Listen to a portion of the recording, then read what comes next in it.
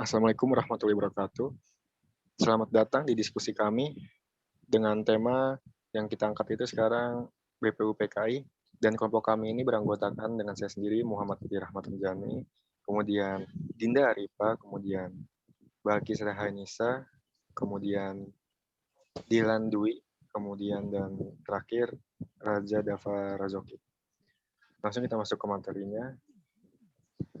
Menjelang kekalahannya di akhir Perang Pasifik, tentara Jepang berusaha menarik dukungan rakyat Indonesia dengan membentuk Dokuritsu Junbi Kosakai atau Badan Penyelidik Usaha-Usaha Persiapan Kemerdekaan Indonesia. Berawal dari pemberian janji kemerdekaan bangsa Indonesia oleh Perdana Menteri Jepang yang bernama Kunaiki Koiso pada tanggal 7 September 1944, dan kemudian pemerintah Jepang membentuk BPU PKI pada tanggal 1 Maret 1945. Namun BPU PKI baru diresmikan pada tanggal 29 April 1945. Nah, organisasi yang beranggotakan 60 orang Indonesia dan 7 orang Jepang ini diketuai oleh Dr. Haji Rajiman Widyo Diningrat. Menurut Anda, Saudara Dilan, BPU PKI itu seperti apa dan jelaskan sedikit tentang tugasnya. Menurut saya, BPU PKI adalah organisasi yang dibentuk oleh pemerintahan Jepang dan memiliki tugas untuk menyelidiki rencana penting dalam pembentukan negara Indonesia. Selain itu, ada beberapa tugas BPU PKI lain, yaitu membahas dasar negara Indonesia, membentuk panitia kecil untuk menampung saran dasar negara, membantu panitia 9 dan panitia kecil, serta membentuk reses selama 1 bulan.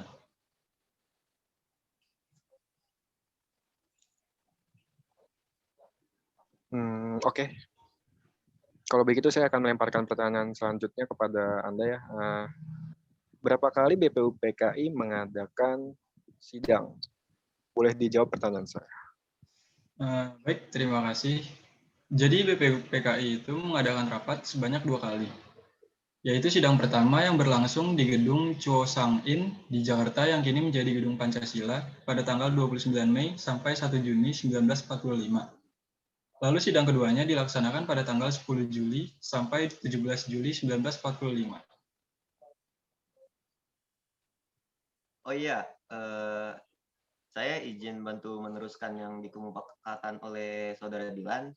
Jadi pada sidang pertama ini, BPU PKI membahas mengenai perumusan dasar negara Indonesia. Dalam sidang tersebut, terdapat gagasan yang disampaikan oleh 3 tokoh nasional, yaitu Mr. Muhammad Yamin, Profesor Dr. Supomo, dan Insinyur Soekarno. Nah, betul banget apa yang telah dikatakan oleh Saudara Raja. Perumus dasar negara Indonesia ada 3, yaitu Mr. Muhammad Yamin, Profesor Dr. Supomo, dan Insinyur Soekarno. Yang pertama itu adalah Muhammad Yamin. Muhammad Yamin merupakan seorang sastrawan, sejarawan, budayawan, politikus, dan ahli hukum. Beliau memberikan 5 hal untuk dijadikan dasar negara saat berpidato. Kelima hal itu, 1. Peri kebangsaan, 2. Peri kemanusiaan, 3. Peri ketuhanan, 4. Peri kerakyatan, dan 5. Kesejahteraan rakyat. Muhammad Yamin juga memberikan usulan dalam bentuk tertulis. Namun, usulan dalam bentuk tertulis itu beda sama apa yang ditulis saat apa yang diomongkan saat berpidato. Berikut usulan yang ia tulis yang ia tulis dalam bentuk tulisan. 1. Ketuhanan yang Maha Esa, 2. Kebangsaan Persatuan Indonesia, 3. Rasa kemanusiaan yang adil dan beradab, 4. Kerakyatan yang dipimpin oleh hikmat kebijaksanaan dalam permusyawaratan perwakilan, 5. Keadilan sosial bagi seluruh rakyat Indonesia. Yang kedua itu ada Dr. Supomo. Selain Muhammad Yamin, Dr. Supomo juga memberikan 5 rumusan untuk dijadikan dasar negara.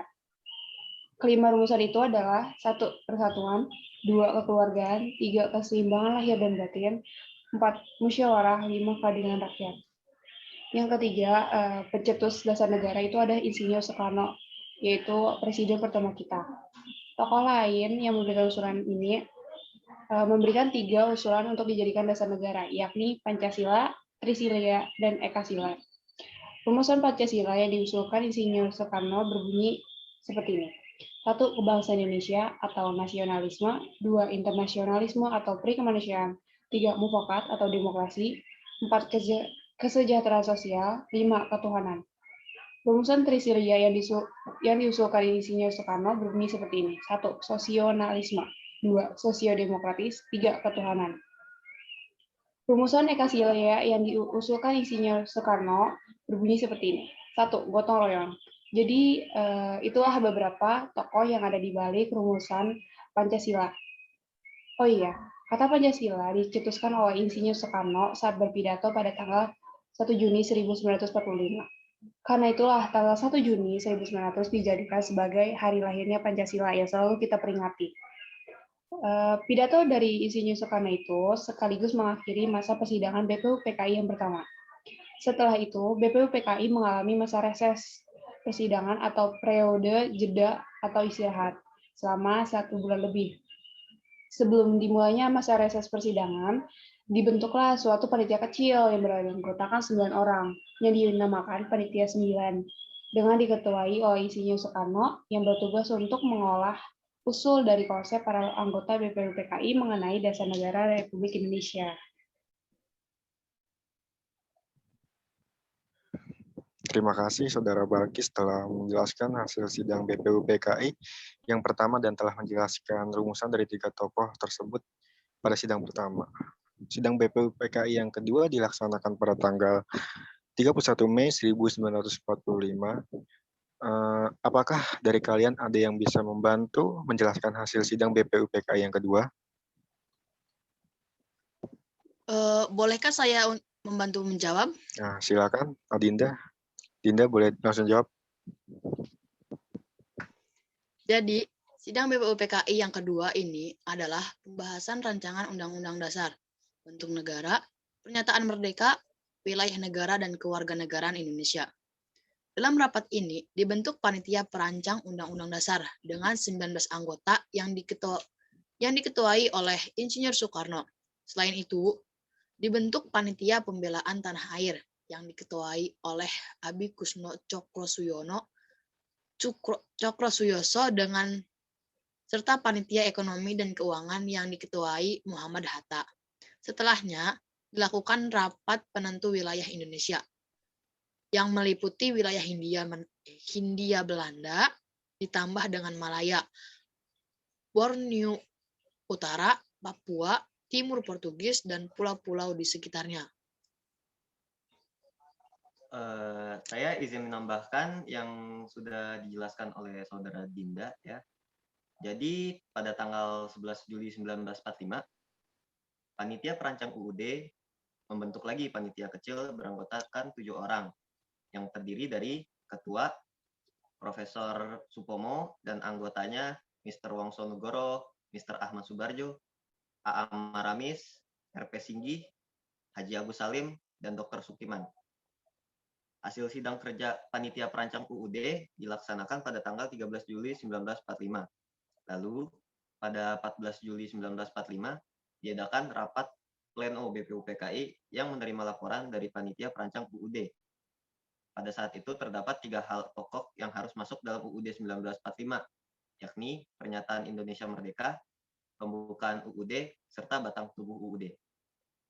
Konsep proklamasi kemerdekaan rencananya akan disusun dengan mengambil 3 alinea pertama Piagam Jakarta. Benar tuh yang dikatakan Saudara Raja. Nah, sedangkan untuk konsep Undang-Undang Dasar, hampir seluruhnya diambil dari alinea keempat Piagam Jakarta. Dengan disepakatinya rancangan undang-undang, maka tugas BPUPKI telah selesai, dan sidang kedua ditutup pada 17 Juli 1945. Setelah itu, hasil kerja BPUPKI dilaporkan ke pemerintah Jepang. Pemerintah Jepang pun membentuk Panitia Persiapan Kemerdekaan Indonesia atau PPKI untuk menindaklanjuti kerja BPUPKI. Ngomong-ngomong, selain itu, pada tanggal 7 Agustus 1945, BPUPKI dibubarkan karena dianggap telah menyelesaikan tugasnya dengan baik, yaitu menyusun rancangan Undang-Undang Dasar bagi negara Indonesia Merdeka. Setelah dibubarkannya BPUPKI, mereka digantikan dengan dibentuknya Panitia Persiapan Kemerdekaan Indonesia atau disingkat PPKI di atas, atau dalam bahasa Jepang, Dokuritsu Junbi Inkai, dengan Insinyur Soekarno sebagai ketuanya. Oh iya, saya ingin memberitahu pada saat menindaklanjuti kerja PUPKI pada tanggal 18 Agustus 1945, PPKI telah memutuskan beberapa 3 poin penting, yaitu 1. Mengesahkan Undang-Undang Dasar, 2. Memilih dan mengangkat Insinyur Soekarno sebagai Presiden dan Dr. Andes Muhammad Hatta sebagai Wakil Presiden RI. Terus yang ketiga itu membentuk Komite Nasional untuk membantu tugas Presiden sebelum DPR atau MPR terbentuk. Oh ya, saya ingin menjelaskan tentang isi Piagam Jakarta yang dari tadi disebutin nih. Jadi, dalam Piagam Jakarta, dasar negara Republik Indonesia adalah 1. Ketuhanan dengan kewajiban menjalankan syariat Islam bagi pemeluk-pemeluknya. 2. Kemanusiaan yang adil dan beradab. 3. Persatuan Indonesia. 4. Kerakyatan yang dipimpin oleh hikmat kebijaksanaan dalam permusyawaratan perwakilan. 5. Keadilan sosial bagi seluruh rakyat Indonesia. Rancangan tersebut diterima untuk selanjutnya dimatangkan dalam masa persidangan BPUPKI kedua yang dilaksanakan mulai 10 Juli 1945. Oke, tetapi pada saat itu ada rumor yang mengatakan bahwa sidang BPUPK yang kedua itu ada orang-orang yang tidak senang dengan hasil Piagam Jakarta karena dianggap tidak sesuai dengan Pancasila. Bagaimana responnya? Menurut saya itu hanya kabar angin belaka, hanya rumor yang dilebih-lebihkan oleh media pada saat itu.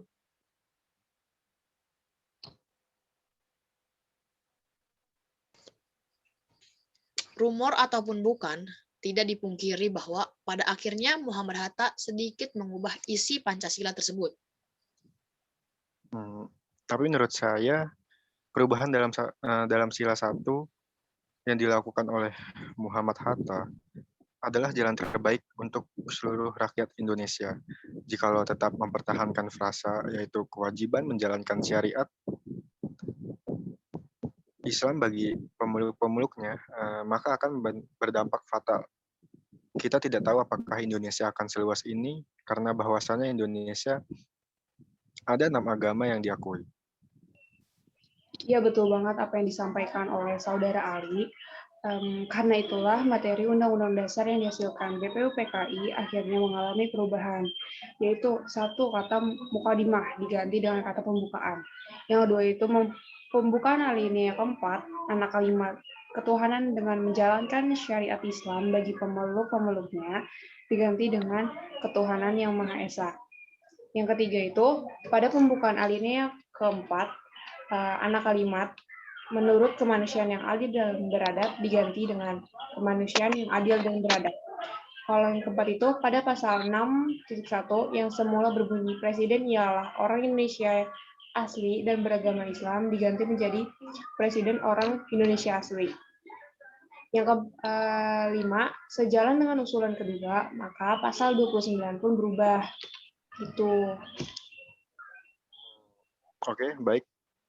Bakal saya lanjutkan. Jadi Pancasila sebagai konsep dasar negara lahir pada pertama kalinya itu tanggal 1 Juni 1945, kemudian disahkan atau diresmikan pada 18 Agustus 1945 sebagai dasar negara, sebagai bagian yang tidak dapat dipisahkan oleh Undang-Undang Dasar 1945, atau sebagai ideologi Pancasila yang diletakkan oleh pendiri bangsa ini.